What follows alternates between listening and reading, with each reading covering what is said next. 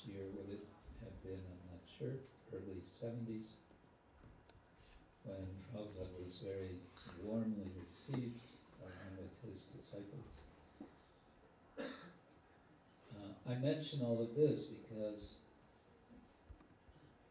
when we use our memories, we also make associations. We connect one thought, one memory to another. And in this way, we can entangle our minds in Krishna.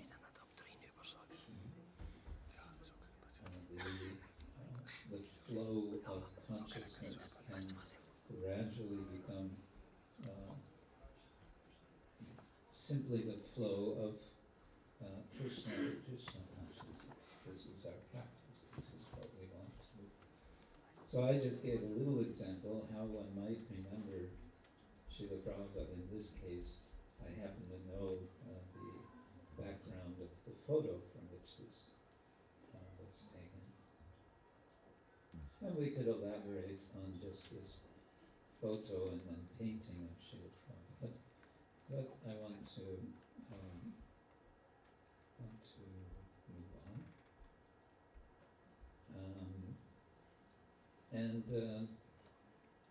I start, the book has more paintings. I've jumped over some because I was showing these in Vienna, and I don't want to repeat myself for myself, although you may not have seen. So I'm jumping to the 9th image in this book of Narada Muni, and we may like to remember lots of different things about Narada Muni. He is represented here in this book in particular to remind us that he brings with him as this sort of transcendental spaceman, as Prabhupada referred to him. He brings to us knowledge of the avatars, of the Lord appearing in this world. And he himself is a sort of avatar. He is a Deva Rishi, or Devarshi, Deva Rishi, a sage amongst the gods. And we associate him with his Veena. And I always wonder that how he manages to carry. If you've ever seen a real Veena, they're quite large instruments. And I always wonder how he simultaneously floats in the sky and plays his Veena. But I suppose for Narada it's not a problem.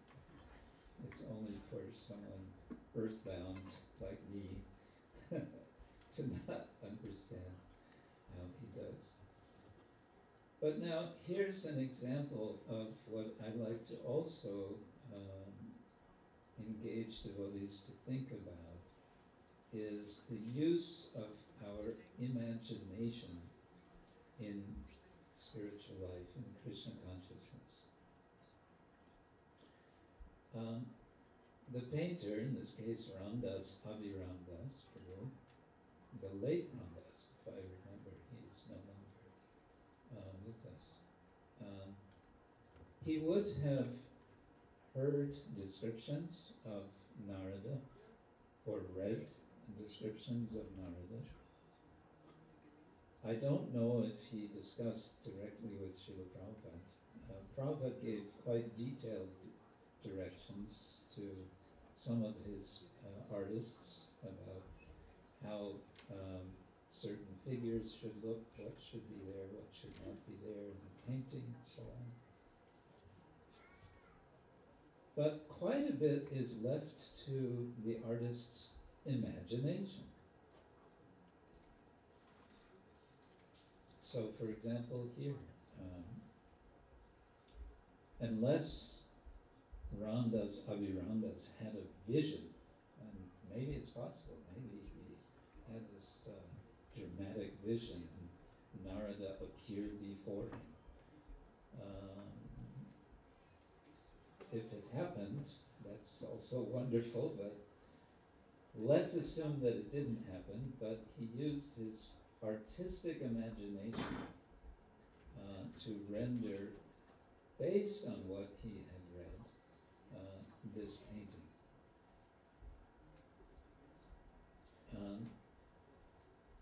It's, I think, very nicely done. It gives the sense of Narada as being quite free, isn't it? He's not encumbered. You know this word, encumbered? He's not tied down. He seems almost weightless, really. And he's doing one of the things that he likes to do is to spread the glories of the Lord, playing his veena and singing, as Bhaktivinoda Thakur said, sings in his song, Narada Muni Bhajaya Veena Radhika Ramana Name. He goes about singing Radhika Ramana, playing his veena. So all of that can be appreciated, and so much more, I'm sure, could also be appreciated from this painting. And you can imprint this painting in your memory as you're reading the Bhagavatam, some portion where Narada is speaking. Right? There are many portions, especially much of the 7th canto, of which we've been hearing and reading with respect to Narasimha, the appearance, the story of, that's all being told by Narada to King Yudhishthira. So these associations can be there in our minds, and this can be very nice. They can give us a sense of getting a picture from this material world out into the spiritual world.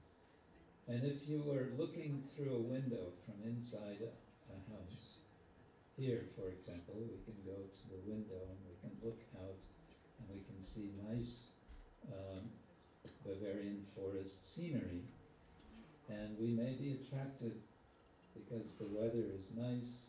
Oh, let me go out and into this forest just across from here.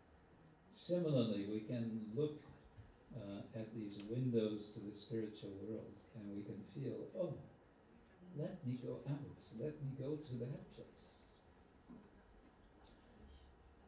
So if we actually imagine, again, using the idea of imagination, if we imagine these paintings are windows, then we're not looking at a painting, we're looking through a window to some reality beyond the window.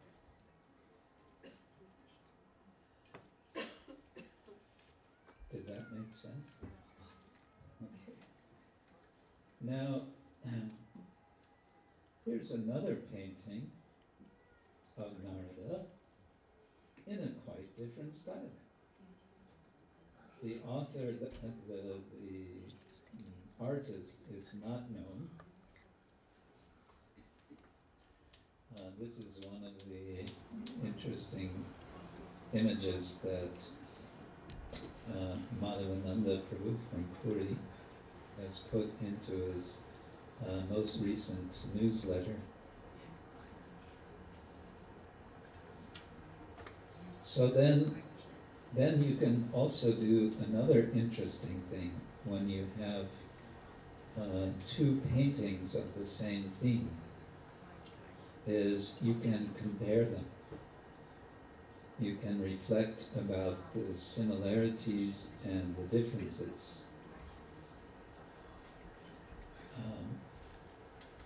Let's go back.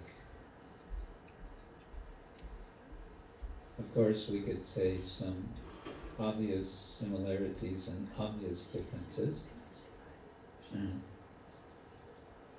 But a particular difference that I find with this painting from the previous one is the expression on Narada's face. This is Krishna from Bulgaria. He is a graffiti artist, and he do this kind of graffiti fine art. So this is Oh, very nice. Thank you. He's doing a lot of paintings now. Yeah.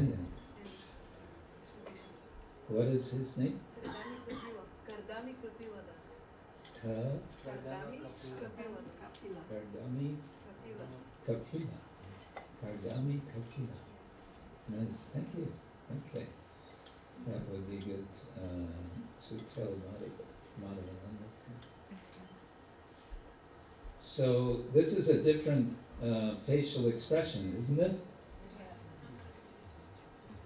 What does this expression indicate to you?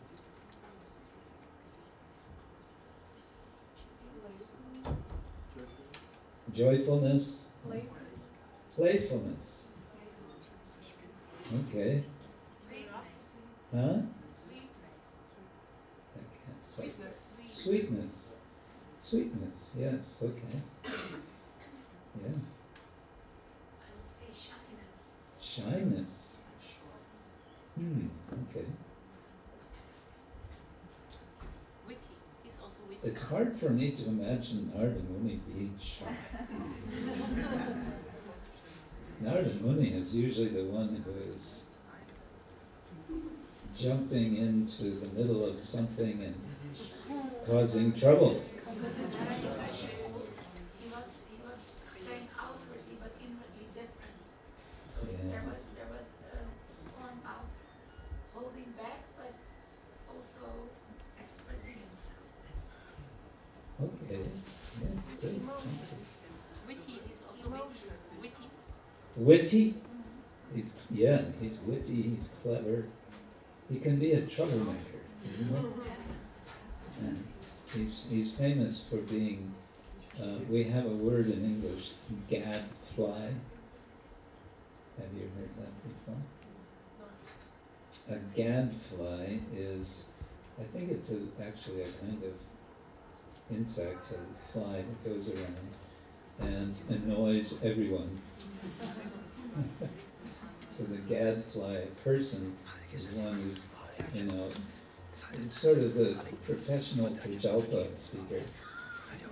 Did you hear what he said? Did you hear what she said? And so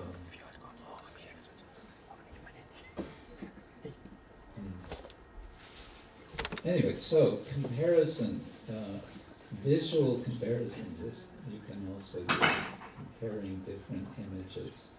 And this can enrich your memory, your visual memory as well.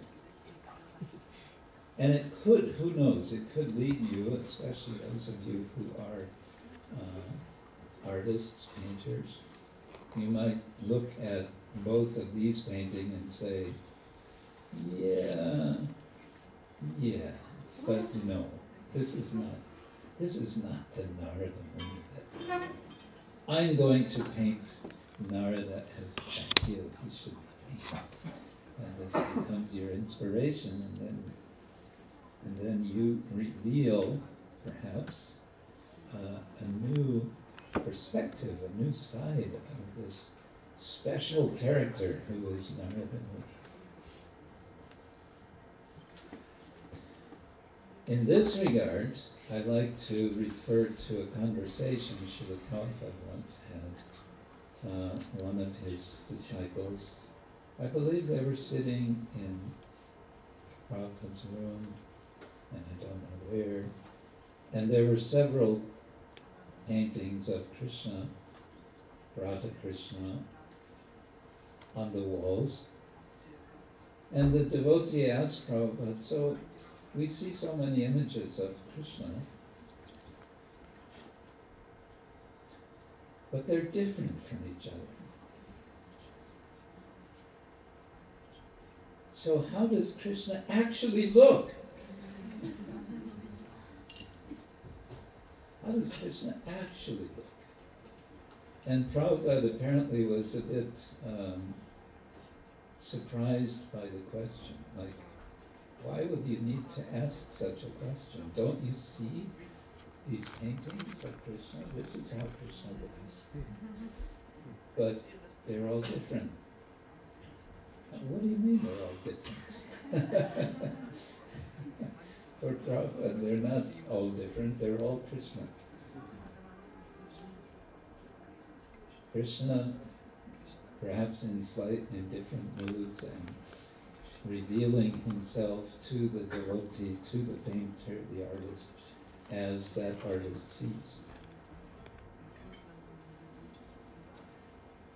Yeah, there's a verse in the 3rd canto, and I was trying to memorize.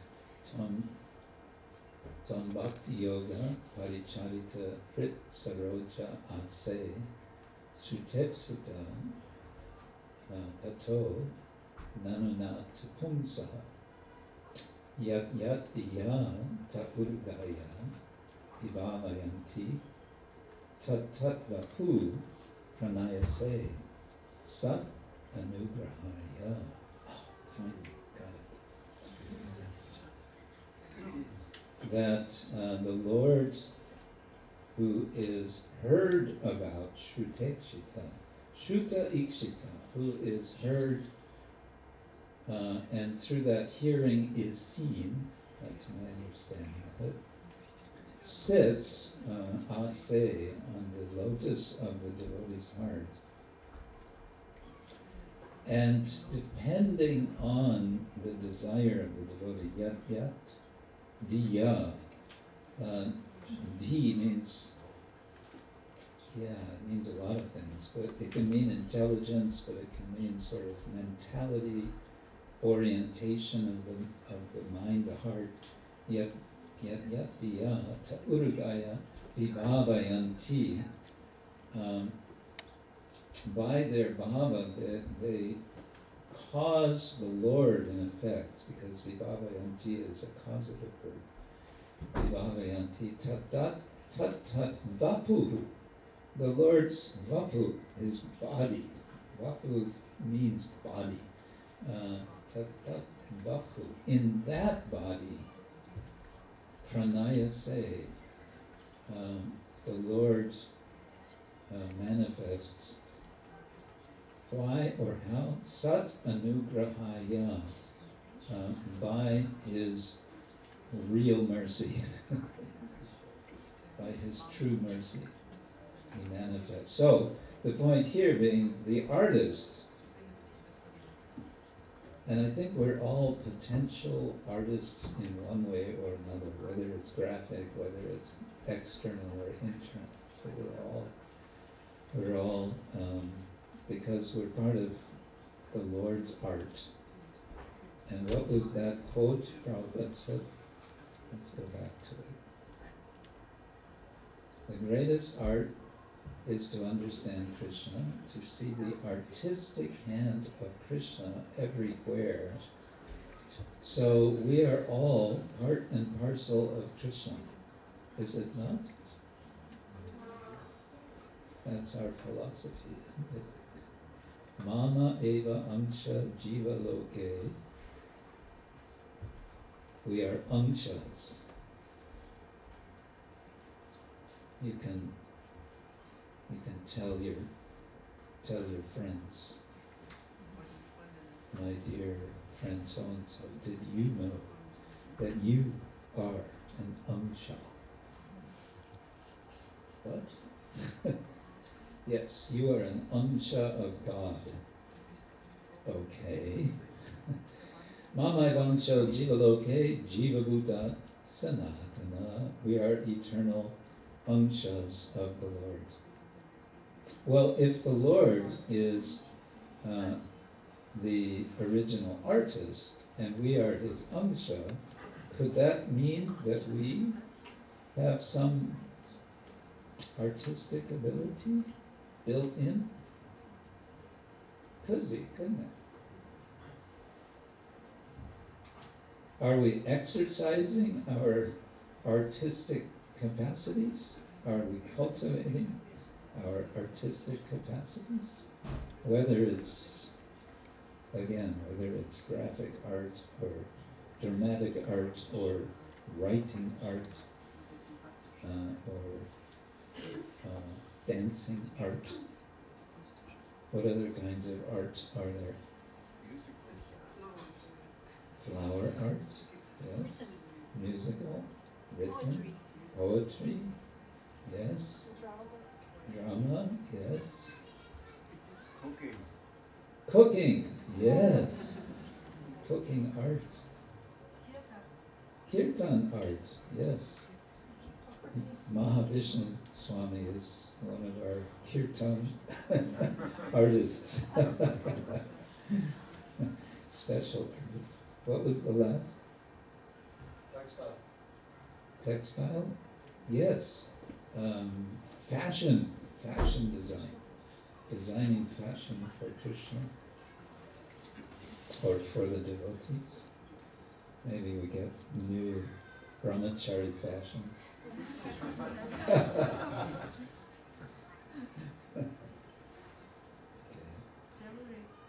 Jewelry, yes.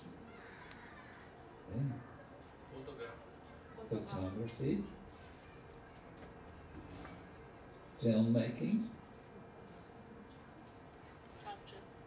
Huh?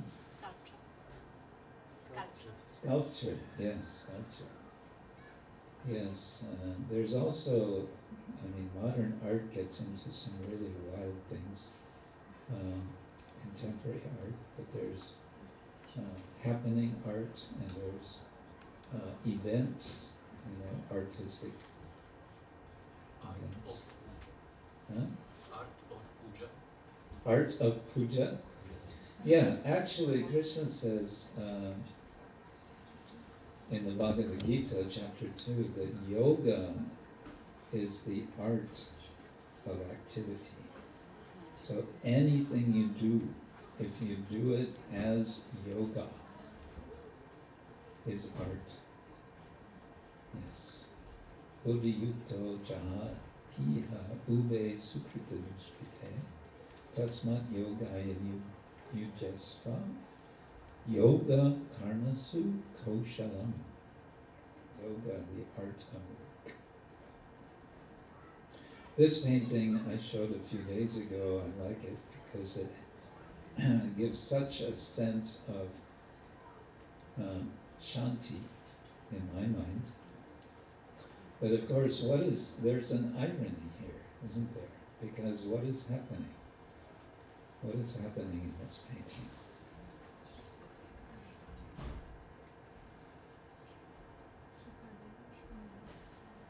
Okay, Shukadeva Goswami is there in dress. What is his dress style? It's quite natural, isn't it? Yeah. It's said that he is dressed by the directions. Digambara. And of course, next to him is the king, the emperor, Parikshit Maharaj, who is now dressed not as an emperor. He has given up his paraphernalia and regalia of being a king or emperor, and now he's very humbly presenting himself before the sage, this young 16-year-old sage whom all of the other sages recognize to be the best authority. They had been discussing amongst themselves how to respond to this very important question of Maharaj Parikshit.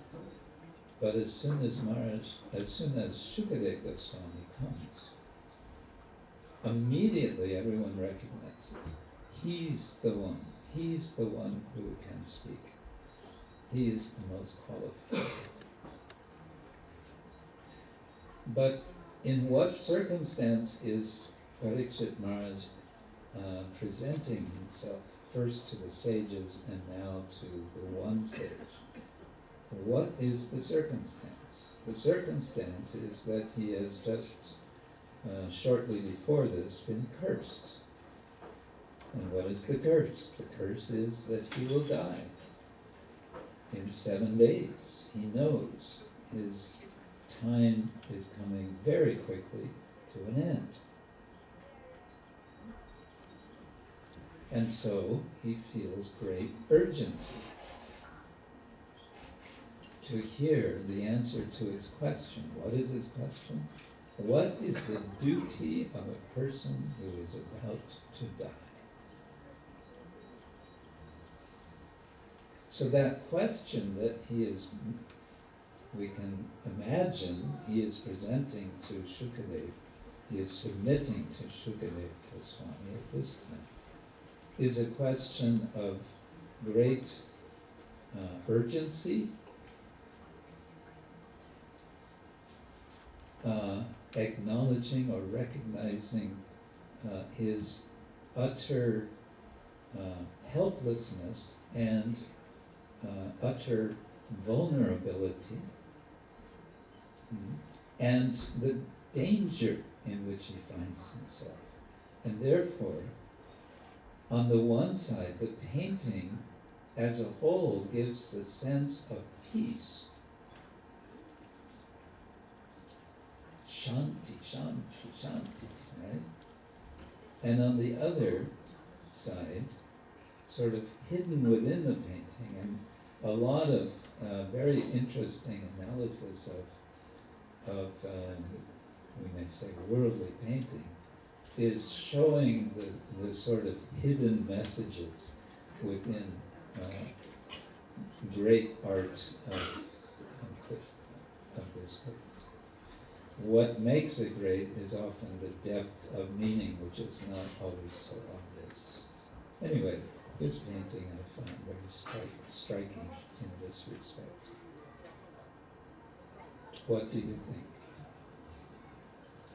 It feels almost like two worlds. Two worlds? Reflective worlds, but still the same. Uh-huh. It's Krishna and Parikshit Maharaj. And the other side is less, Parikshit Maharaj and Krishna is more intense. And the other side is more perceiving in the sense of what is happening.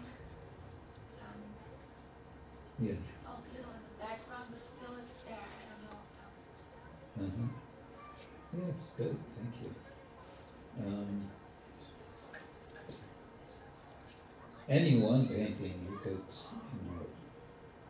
reflect on. In fact, one art critic or art historian advises that if you ever, I don't know if any of you are frequenting art museums. I do. Whenever I go to Oxford, I like to go to the Ashmolean Museum. They have very extensive, it's not just art, it's goes all the way to ancient Egyptian things. I just like to look and reflect on how Krishna is present in this world. Anyway, he recommends you go to an art museum, don't try to look at many different paintings, just go and look at one painting, or maybe 2 paintings. Just, bring your portable folding chair and sit down in front of one painting and just meditate. So we can do that also with these paintings in Srila Prabhupada's books. Srila Vyasadeva, here we get the name Hans Olsen. I don't know who this is. Anyway, painted in 1983. We understand that it is Srila Vyasadeva who gives us all of the literature that we are hearing and reading. So one could wonder, okay, who is this Vyasa? Well, here he is. We're getting a painting, we're getting a window maybe out of his bhajan kutir to see Vyasa sitting on his veranda. And it looks like he's writing. We hear the story of how he composed the Mahabharata with help of Ganesha as his secretary. That story is not to be found in the earlier editions of the Mahabharata, but it's become part of the tradition that this is what happened. But now let's look at his expression. What do you see in Vyasa's expression, facial expression? Inspiration. Seeing something. Very thoughtful. Determination. His determination. Renunciation. And contemplation. Contemplation. Vision. Vision. Perhaps his vision of the future.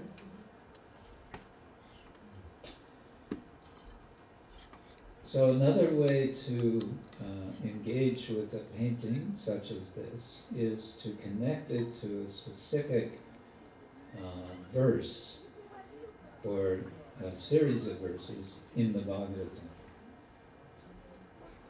So in Canto 1, which chapter? Chapter 5. No. Chapter 7? Beginning of chapter 7? I think so. Bhakti yogena manasi samyak pranihite amale apasyat purusham purnam mayam chayat apashrayam. A verse which is the beginning of a series of four or five verses, which our previous Acharya Srila Jiva Goswami considers extremely important. That so much is packed into the statement which is describing Srila Vyasadeva's meditation. After he meets Narada, and Narada has in effect scolded him for, in a sense, wasting his time compiling the Mahabharata. He says, you've done all this. In effect, Narada says, I'm not impressed. Because you haven't focused on the Supreme Personality of Godhead.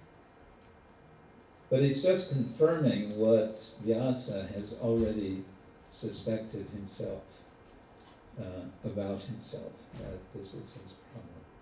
So after Narada confirms his point, Vyasa then goes and he sits down, and what does he do?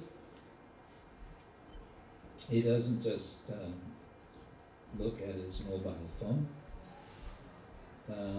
He meditates. And what is his meditation? Bhakti yogena manasi samyak pranihite amale. He meditates on bhakti yoga, or with bhakti. Actually, he meditates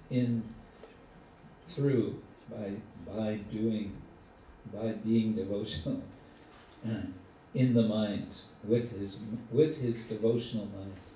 And what does he see in his meditation? He sees two things.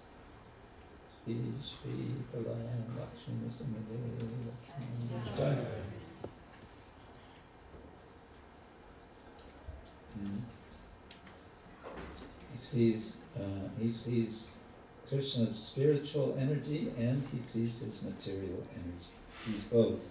He sees them side by side. So my thought is, in this painting, this is his seeing of Maya and the spiritual world simultaneously.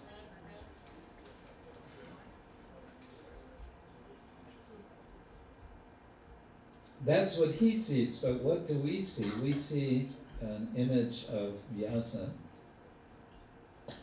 and it looks like he doesn't eat very much, right? Why does he not eat very much? Well, maybe nobody is cooking very well for him. Or maybe he is quite satisfied not to eat very much because he is so fulfilled by what he sees in the spiritual world.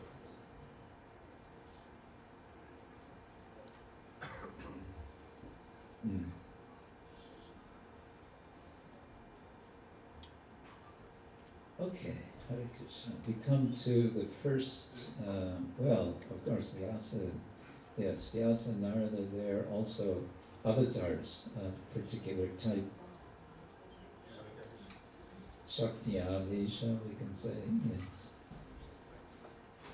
yes. Now we come to a Leela avatar, Matsya. In the book, we have sometimes these brief quotes. So here, mysteriously the fish spoke back. Why do you throw me back into the water? So this is a direct quote from the Bhagavatam, and one could go to that verse and find it and connect that now with the painting. And of course we have that description in the 9th canto. It's in 9th canto? 8th canto. End of the 8th canto. Somewhere. It's in the Srimad Bhagavatam. I should know better. There's a verse in the 2nd canto. Let's see if I prepare myself properly. Whoops. Nope. Okay, let's go here. There we go. 2nd canto, chapter 7, verse 17. Jayan gunai avarajo hyarite sutanam lokan vichakrama imam yat atadiyan yan shmang vamanena. This is the wrong verse. Jagrihe tripada chalena yachan rite paticharan prabhuvir nachaya. Nope, I got the wrong verse. I did, I cannot go. So much for my preparation. Okay. But if That's occasionally it clips It's a on little the- bit, it's That it clips at I 0, have a so... verse. Yeah, I think in the Reddit clips at -10, I'm not sure. No, clipping is at Okay. 0. Okay. You put up quite a bit Oh, more. But in Kirtan it was clipping Yeah, I before. know, but now it's Yeah, like okay. so you can do at least 5 decibels, so 6 more. Yeah, yeah, perfect. Okay. Who's the man with the fish? Anyone know?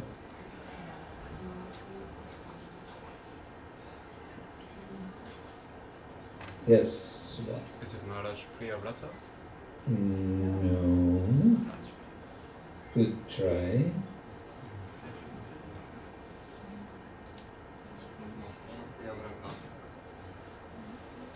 Say again. Satyavrata. Satyavrata Muni Maharaj. Yes. He's going about his business. He's, I think he's just finished bathing, and he's taking some water in the palm of his hand, and along with the water, what happened and what comes? A little fish. And the little fish happens to speak. Perhaps speaking perfect Sanskrit. And this is the beginning of the Matsya Lila.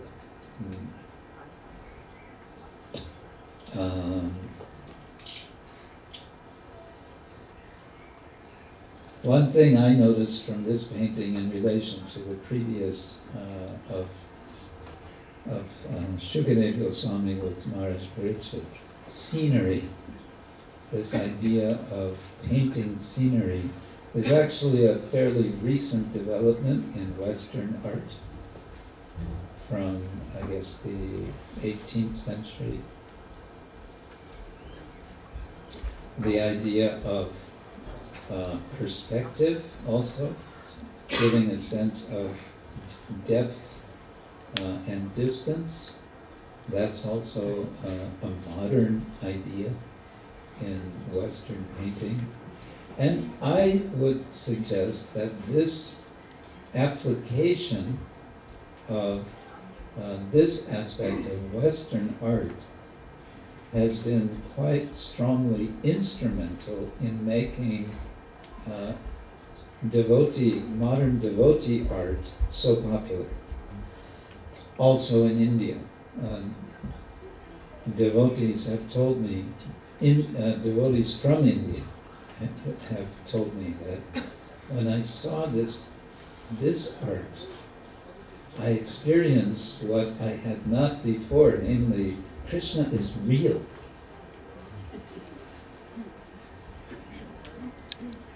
This was different from the sort of Indian art that we are accustomed to, which is not to minimize the value of Indian art. It's a different way of seeing. It's a different way of seeing. But perhaps in this regard, we should jump.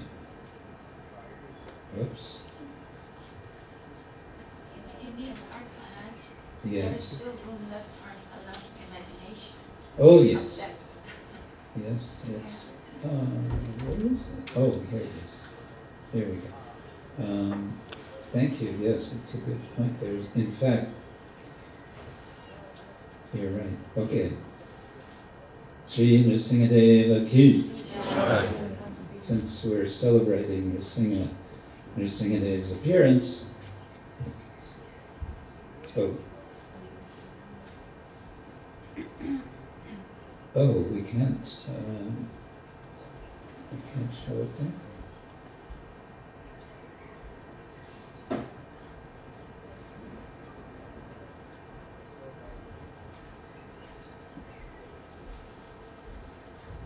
No, I know I can show these, but not to show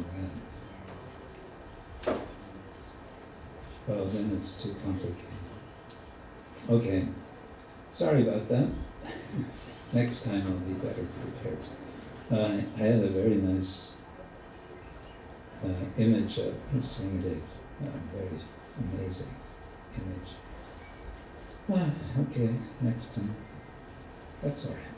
All right, let's move on with avatar art for a few more minutes, and then maybe we can see if there's some discussion. We have a little more time. Vamana. Shri Vamana Dev Ki Jai. Does he look like Vamana here? He looks more like Trivikrama, doesn't he? Vamana becomes Trivikrama. Did you know that? Did you know that the Lord can change his form?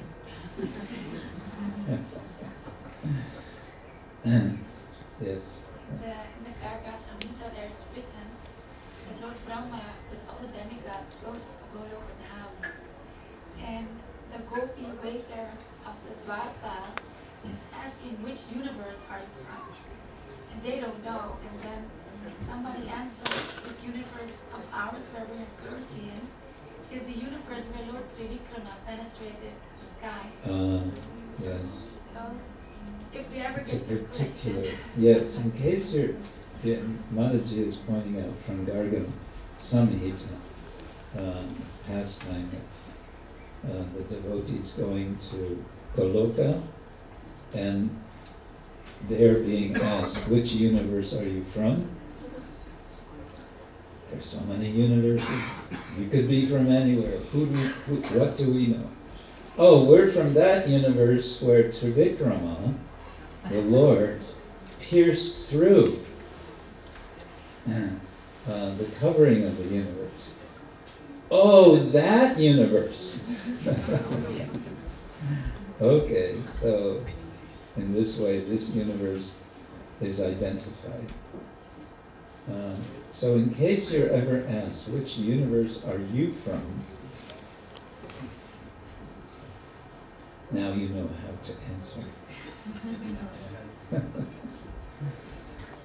Yes, so we know this story. That's oh, but I also can't show that, can I? Or did it show? No, it doesn't show. All right. Anyway, here's the verse from the second canto.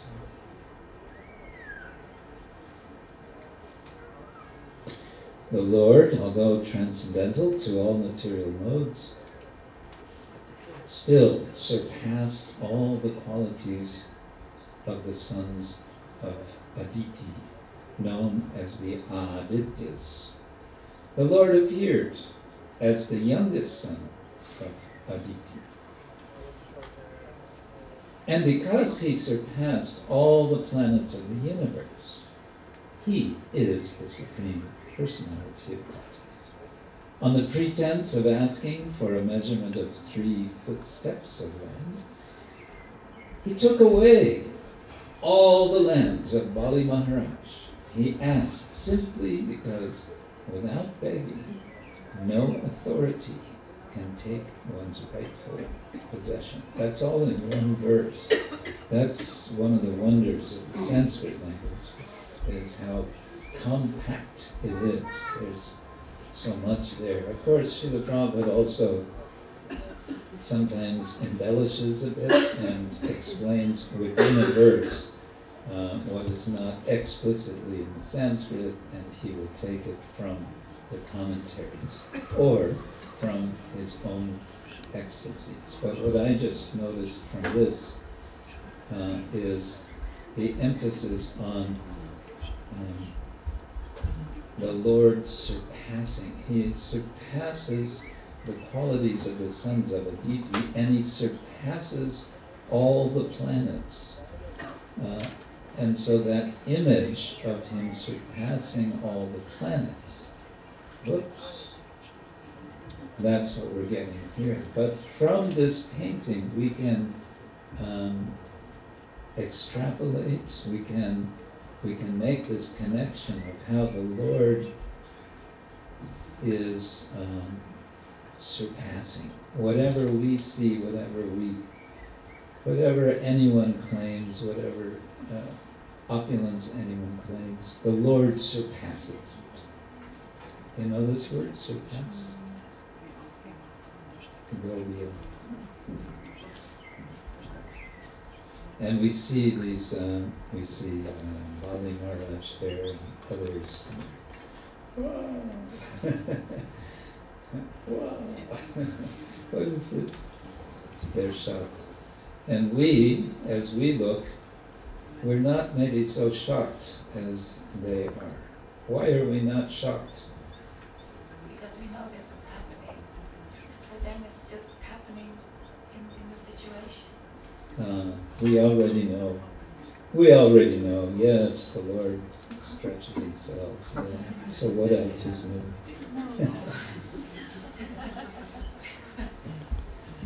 But if we look at this painting and see it as a window into the spiritual world and take into account the wonder and the shock of those who are looking on, then that can remind us of how wonderful are the pastimes of the Lord, isn't it?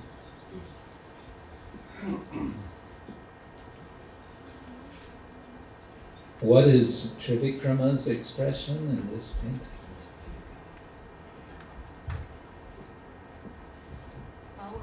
Back here, I don't see. It looks like he makes it very easy. Makes it look easy. Yeah, very elegant, very nice. Elegant. He's dancing. isn't it? Any other? Yes, Mataji, but maybe someone on this side. Oh, yes, Sumo. Swami, very majestic also, very mighty. Majestic and mighty, yes. It looks like he is holding the ceiling because he's growing and growing and he wants more room. Yes. Yeah, he's the universe is too small for him. Huh? Before he was just a little. He was a cute little dwarf. He was a Vamana. He was so cute, and he just asked for 3 little steps of land. What does that mean? 3 steps. It means he's going to trace out a triangle on the ground, or 1, 2, 3. Anyway, anything else about his expression? Peaceful. How about confident? It's not that the Lord is not sure if he can do this. He's confident, but does he look proud? No. He's just doing his job, isn't it? What are the avatars? In general, what is the job of an avatar of Vishnu?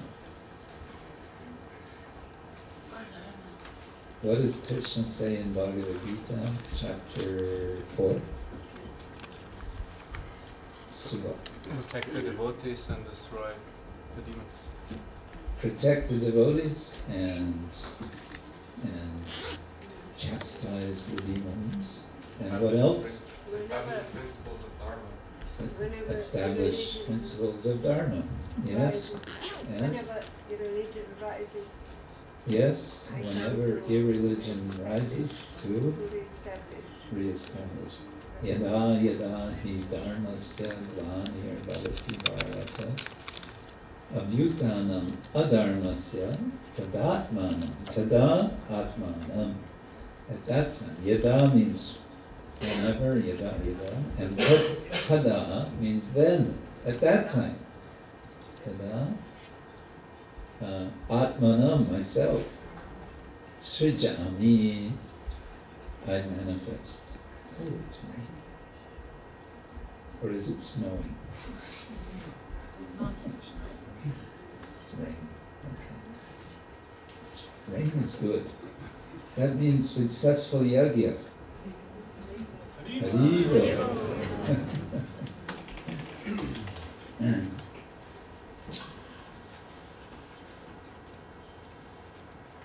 Shall we look at one more painting?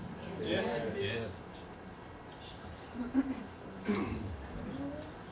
This is from Jadurani Devidasi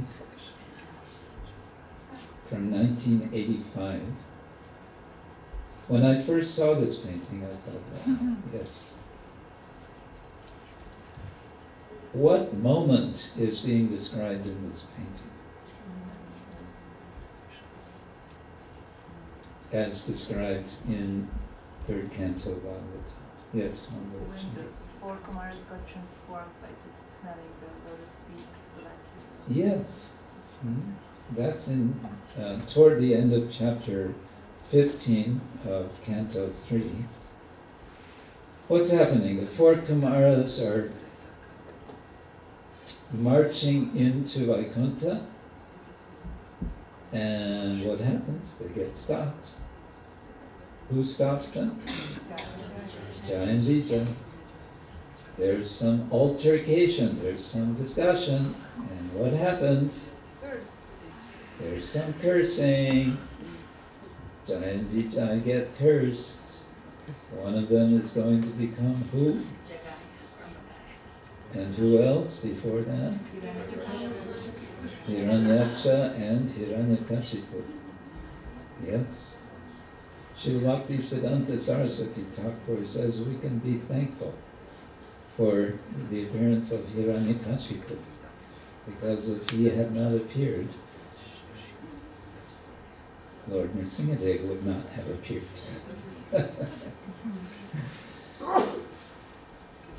So after this altercation, or in the midst of this altercation, who appears?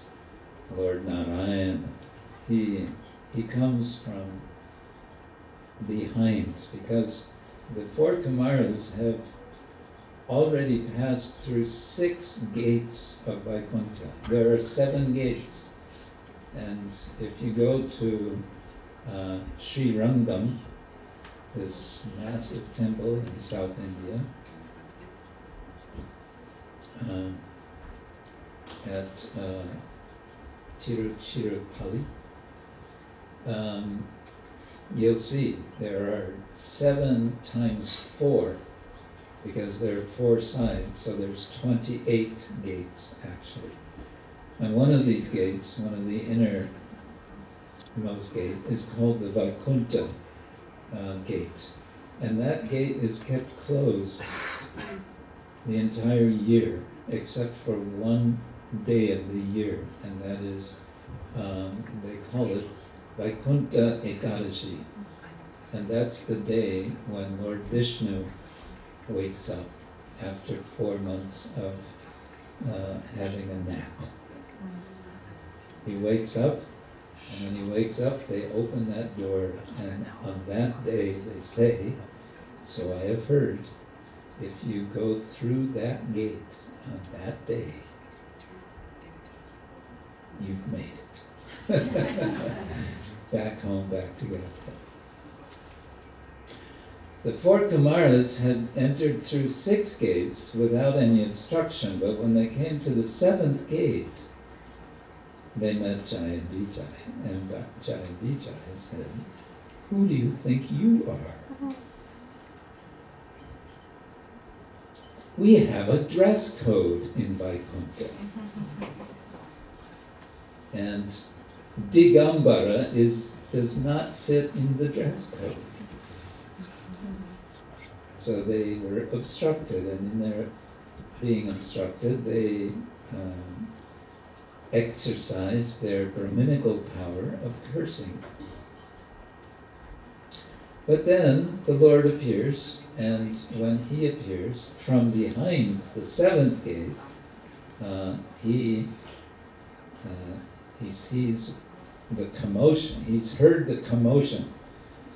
There's been this altercation. And so the Lord himself appears and to see what's going on. And then the Lord himself says, actually, all of this is happening by my arrangement, and so on.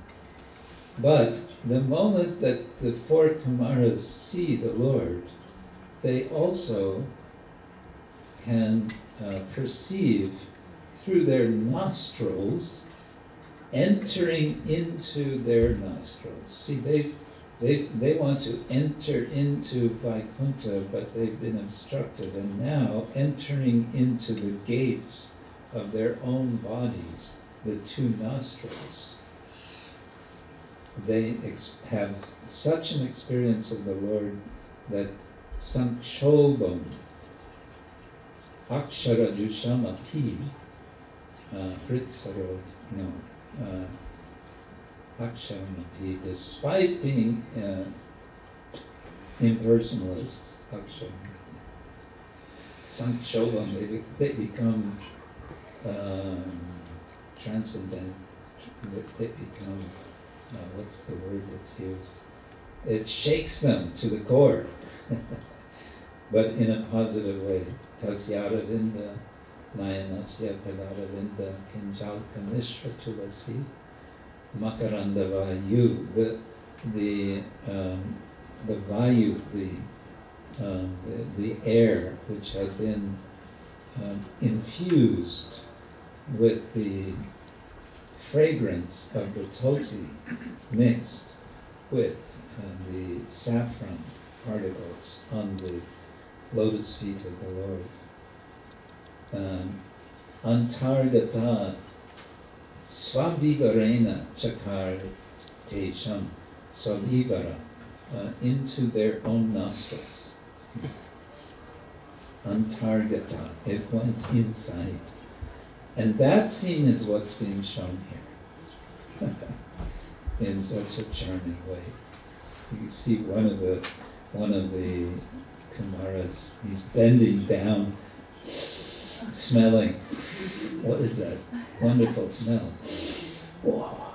And the other three, they want to embrace. And they're looking at each other, one is looking up at the face of the Lord, one is looking at the other Kumara, and saying, wow, look! Look at him. They're all excited. They're climbing over him. What would you say is the rasa described, that's represented here?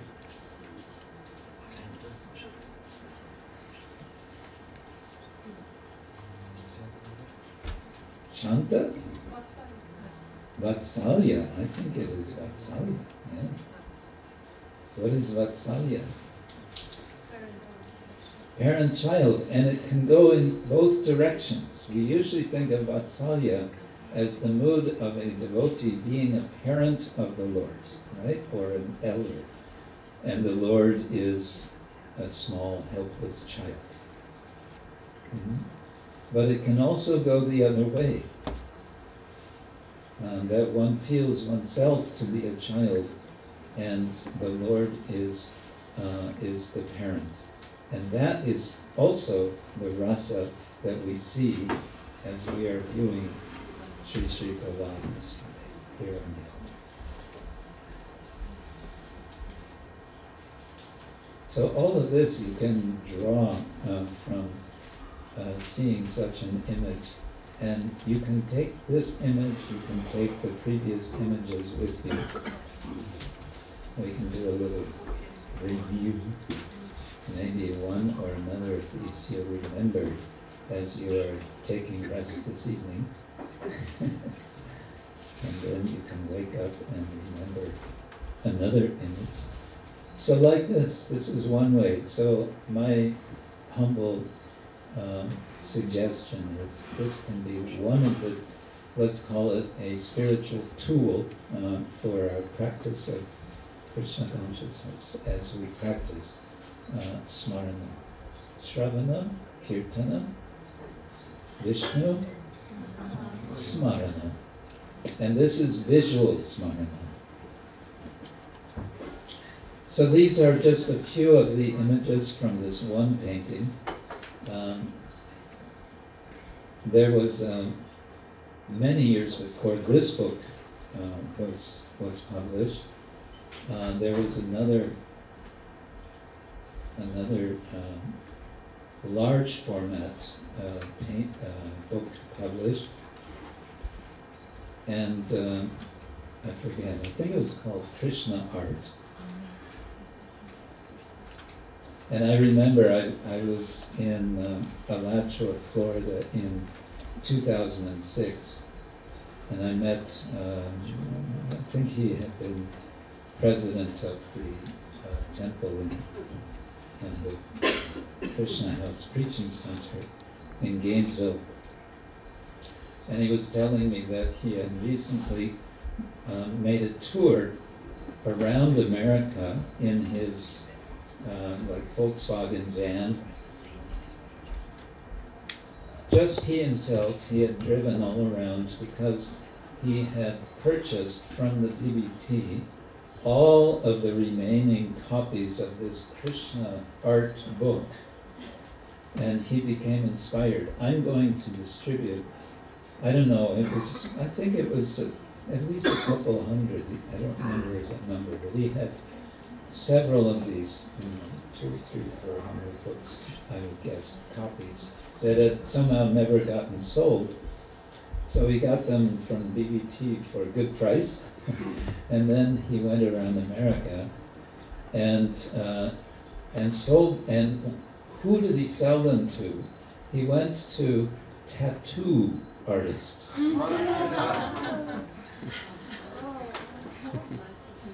tattoo artists who are very inspired by Krishna art books. so that's an interesting way to think about how Krishna consciousness gets spread in the world.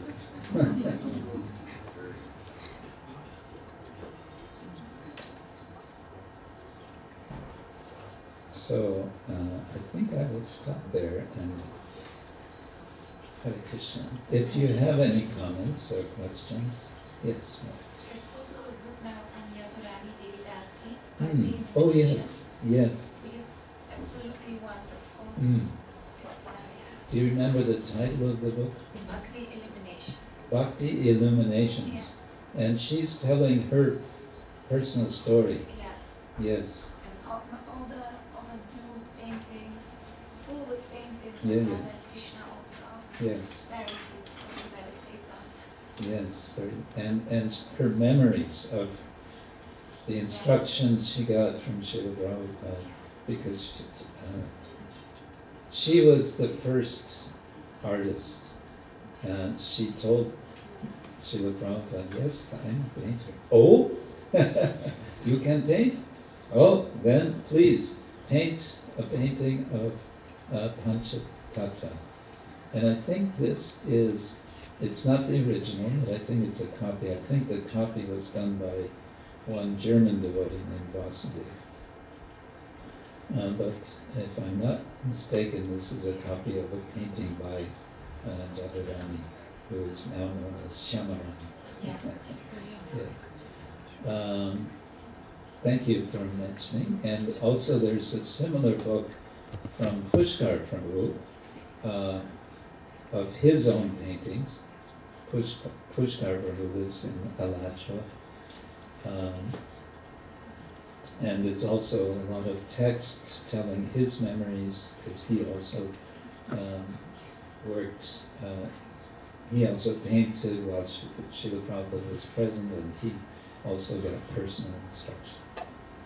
Yeah. The title, Windows of the Spiritual. Oh, the title of that book. Oh, right, right. Windows of the Spiritual World. Windows to the spiritual world. Yeah. First Yes. time I saw a Krishna book, that's all I said to people. I opened up and said, my guru says that these are windows to the spiritual world. People said, how much is it? Oh, And very the first powerful. book had 64 pictures. Oh, yeah. The first big Krishna. Yeah, yeah. 64. We waited until the painting was one for every. Those big, heavy Big, volumes. book.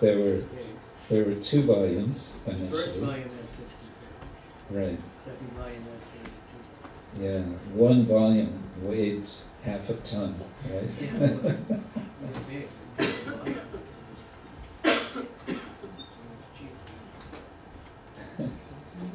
Kavi Chandra Maharaj is just saying that he remembers distributing the original printing of the Krishna book, which was in quite large format, 2 volumes, I believe. It had a kind of silver cover with a painting on the front, and there were 64 paintings in the first volume alone. And when he would distribute the book to people, he would say, these paintings are windows to the spiritual world. And this would convince people to take the book. How much do you want? Yeah, nice. Yes. I was just wondering on the same phrase that. Yeah.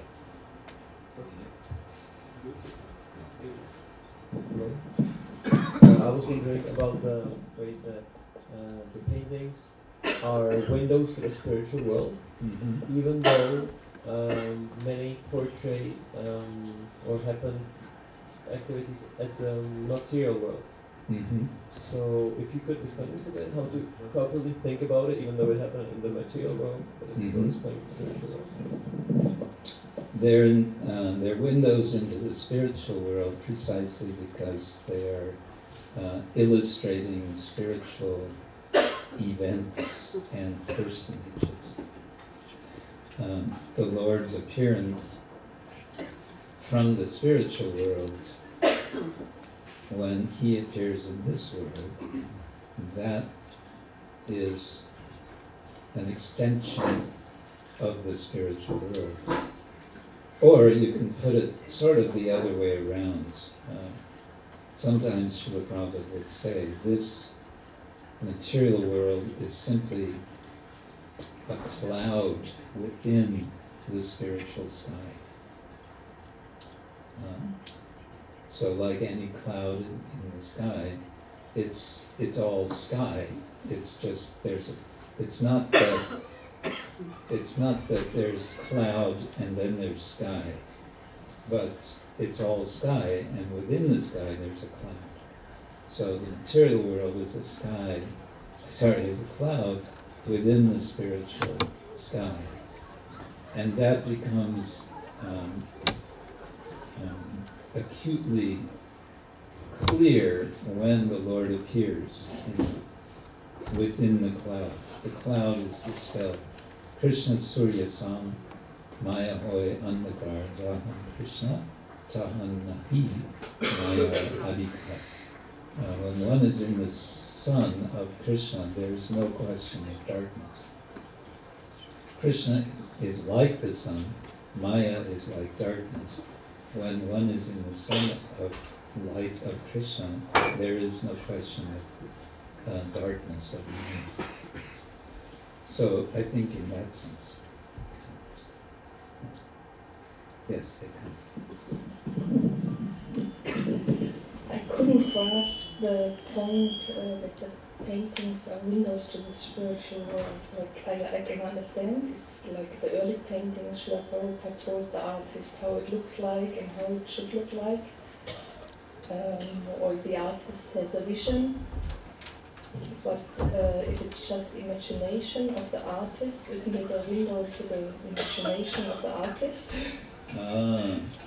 This is the Purva Paksha. You know what is Purva Paksha? This is the preliminary conclusion, or you can say also the doubt, or the opposing position in Vedanta philosophy. Purva Paksha, Siddhanta. So the Purva Paksha is, no. This is only a picture that shows us the imagination of the artist, nothing more. Well, that would be true if it weren't connected to Shastra. We understand Shastra is giving us vision, Shastra Chakshu. And so what I'm saying about imagination is that it's supplementary to the vision which is given by Shastra. And when I say Shastra, it can be the broader sense of Sadhu Shastra Guru. That is a sign. So that's the basic. Shri Shri Brahma Lakshmi Narasimha Ki Jai. Srila Prabhupada Ki Jai. Windows to the spiritual world Ki Jai. Amen.